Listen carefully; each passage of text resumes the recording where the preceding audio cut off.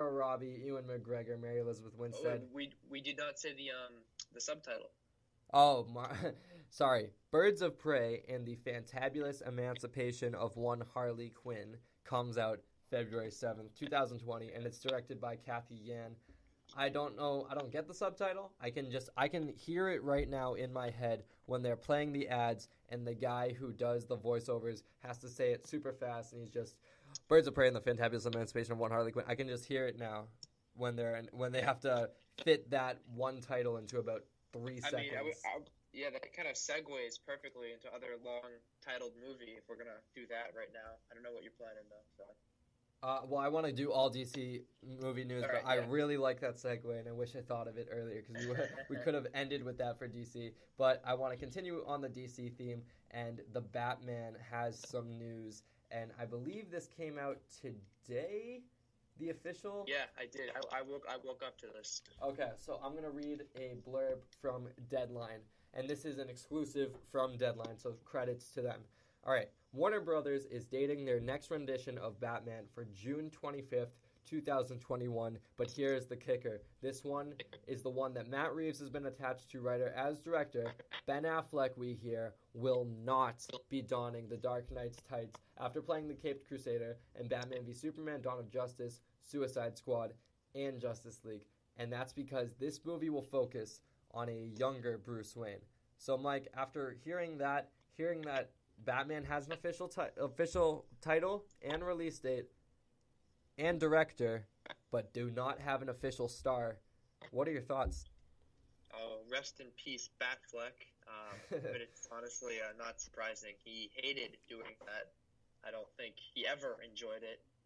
Uh, I mean, that's to me honestly one of the things that killed Justice League was not only the plot but was his half-assed performance as Batman. I mean, it's really disappointing when an actor just doesn't like the role he's in, and people might defend it, but I don't know. Every time I saw him and rewatching Batman vs Superman, it just looked like he was having no fun.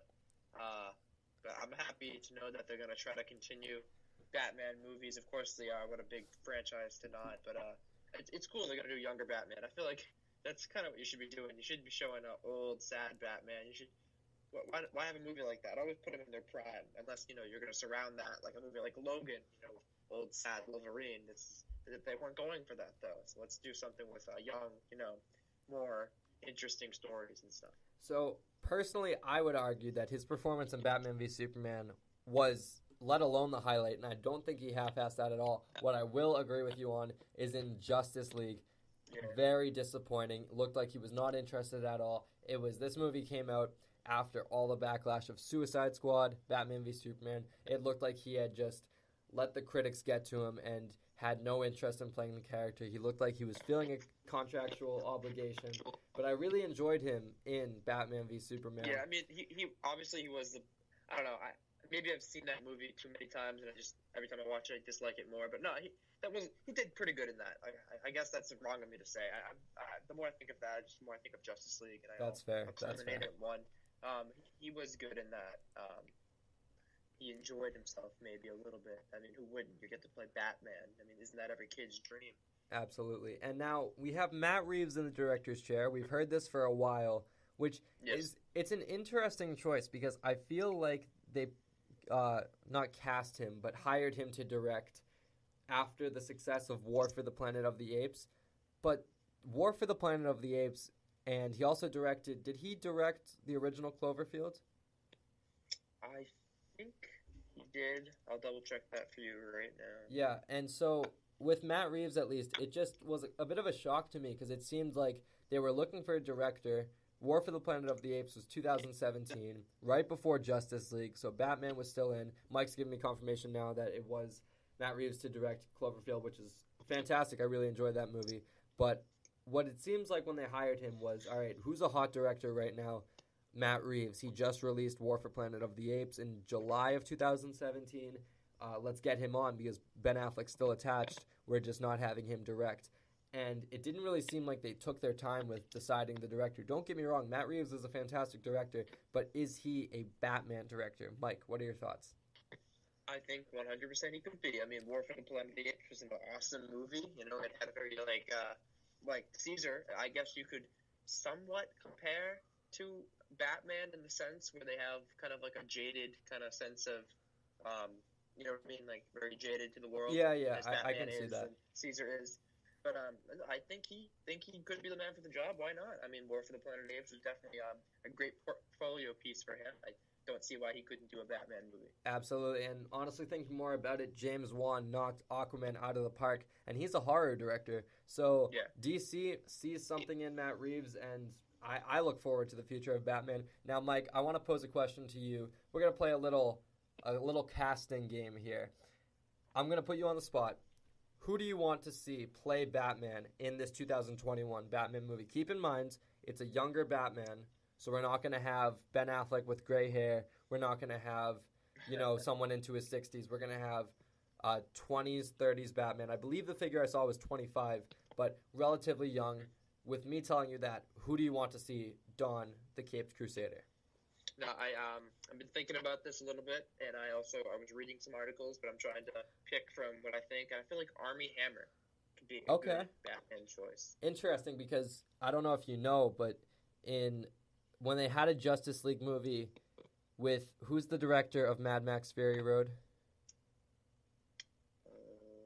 George Miller.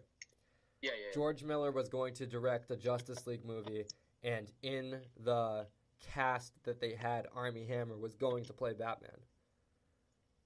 And we also that's another kind of reason he did have a lot of chemistry with Henry Cavill and the Man from U.N.C.L.E.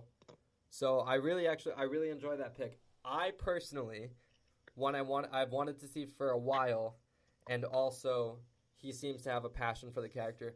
I want to see John Hamm play Batman, and I'll tell you why. Oh, yeah. I think he would be a fantastic Bruce Wayne. I think he's suave. If you want to look at any of his filmography, check out Mad Men. He is very suave as the main character there, and he's also very good in an episode of Black Mirror titled White Christmas, I believe, and he gets the Bruce Wayne isms down, and I also think he would make a fantastic Batman. To be honest, you're only looking at him from the nose down to see if he can fill the cowl, which, a lot of male actors in Hollywood can do. But, yeah, John Hamm, I think, would be fantastic. Do you not think he's a little old? He is on the older side, but with all this de-aging technology and also, at the same time, just, lighten his hair up, Yeah. I agree he is on the older side, but I think you can kind of make the excuse to make him a younger Batman with current technology. I definitely see him as a good pick as well. Yeah, definitely. Honestly, he should have been probably a tight contender with Ben Affleck when they were first choosing, possibly. I feel like he could have done that older one too. Yeah, he's not as beefy as Ben Affleck, but I feel like they only cast him because they were trying to get Henry Cavill's exact counterpart. All right, With that being said, are we ready to move on to our final DC news topic? One more thing. When you were talking about Henry Cavill and him, Armie Hammer would we see that? I don't know. Would Armie Hammer continue to just replace him, or are they just kind of doing a younger one? That's true, because I think they did leave it open for Ben Affleck to return because they want to focus on a younger Batman. So, and Ben Affleck actually technically is contractually obligated to do one more Justice League movie and a cameo. So they could rework his contract, but I don't see him returning. I just think that they might try to press the reset button. So if we want to talk about him replacing him altogether rather than playing a younger version of Ben Affleck's Batman, I think he could fit well with Henry Cavill and the rest of the Justice League. Yeah, I wonder if Henry Cavill would even come back after what they did to him. That's true, but Jason Momoa said he is, so. All right. Fair enough. All right, final DC news topic of the day. It's been a long week, busy week for DC, I should say, and this regards Suicide Squad. Now, this comes from The Hollywood Reporter. The movie is not entirely unexpected, Suicide Squad, as James Gunn was already writing the script for the follow-up, which Warner Brothers just slotted for an August 2021 release. Now, that is confirming that James Gunn is directing. He was already confirmed to be writing it, but now he is also directing. And it goes on to say, Gunn, who was fired from helming the third installment of Guardians of the Galaxy, is in negotiations to direct the second Suicide Squad film, the follow-up to Warner Bros.' 2016 hit that featured DC Comics anti-heroes as the lead. And it continues to say that the pick has the title of The Suicide Squad and is not being labeled as a direct sequel, but as a relaunch. So, Mike, after hearing that, what are your thoughts? What are your thoughts on this relaunch of Suicide Squad? Well, I think it's a genius move on Warner Brothers to hire James Gunn. He was unfairly fired from Disney, and I think he's gonna do Suicide Squad justice. I mean, in a sense, Guardians of the Galaxy is kind of the Suicide Squad of the Marvel Universe in a way. You know, the wacky group of guys. You know, I think he's gonna do an excellent job. He's an excellent writer, and he's proven himself time and time again. But like, what a crime of Disney to just fire him like that. He's hopefully they learned their lesson after this movie. Hopefully, it turns out to be good. Disney might be like, oh, maybe we shouldn't have fired him for no reason. Yeah, and so looking at the news, we really don't have much confirmed here aside from the fact that James Gunn is directing, James Gunn is writing, and it's going to feature it's not going to be a reboot and it's not going to be a direct sequel, it's going to be a relaunch, which I interpret that as a whole bunch of new characters. So again, Mike, I'm going to put you on the spot. What characters, what DC villains do you want to see join the Suicide Squad? And if you can give me an actor to play them, that would also be fantastic. So, Mike, give me some characters. All right, so my first choice, I think it actually kind of fits in with our Aquaman loving right now, is King Shark. Okay, I love it. He's a very popular member of the Suicide Squad, the books at least, and they could possibly throw in like a little Aquaman in there too. You know, maybe he washed up on shore, and now he's in the world of the land. But I, for some reason, he's such a big beefy guy. I think The Rock. Every time I think that The Rock's already tied to a DC character right now. Is what is he? He's Black Adam. Yeah, him. So, what do you think? Any actor for King Shark? Well, King Shark would be mainly CGI, so you can kind of get anyone to fill the role of him, you know? Yeah. I'm going to hang up and call you back real quick because your audio is being weird, but 1 second. All right. Apologies, everyone, for the audio issues. We are calling Mike back now. Mike, are you there? I'm here. Okay, the audio is fixed. All right, sorry for the technical difficulties on today's show. They will be fixed by next week. But you just gave us your King Shark pick, and are there any other characters you're anticipating? Yeah, so looking at this list, I think Firefly would be another cool person to be in there. Maybe a bit more fodder than actual character development. I feel like Firefly would be easy to just be killed off. He's already kind of suicidal as it is, at least in the Batman Arkham Knight game. What do you think about Firefly? Any actor pick for him? Firefly, I like that pick. I don't have an actor I think that could play him because he's mainly a masked role, isn't he?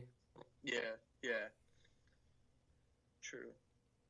All right, so this Firefly, and then I have Mad Hatter. I love it. Okay, and do we have an actor to play him?